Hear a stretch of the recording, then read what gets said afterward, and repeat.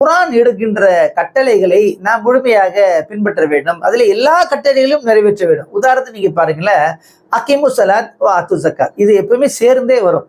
தொழுகையை நிலைநாட்டுங்கள், ஜக்காத்தை கொடுங்கள் அப்படின்னு வருதா இல்லைங்களா?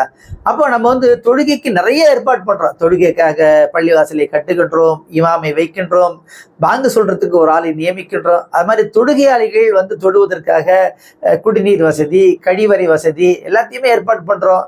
சில பள்ளியில போட்டீங்கன்னா பார்த்தீங்கன்னா கார்பெட்லாம் போட்டு ஏசிலாம் வச்சு அற்புதமான முறையில் ஏற்பாடு பண்றாங்க. அப்போ அதெல்லாம் நம்ம தப்புன்னு சொல்லலை. அப்போ தொழுகைக்காக இவ்வளோ ஏற்பாடு பண்ணுகின்றோம் அல்லவா? ஆனால் ஜக்காத்திற்காக என்ன ஏற்பாடுகளை செய்திருக்கின்றோம் சற்று நினைத்து பாருங்கள்.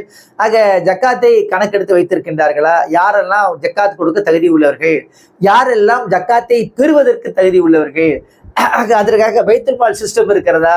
அப்ப ஜக்காத்து பொருட்களை வைப்பதற்கு அங்கே ஃபெசிலிட்டிஸ் இருக்கிறதா? பள்ளிவாசல்கள்ல அதை விநியோகிப்பதற்கான அதிகாரிகள் இருக்கின்றார்களா என்றெல்லாம் பார்க்க வேண்டும் அல்லவா?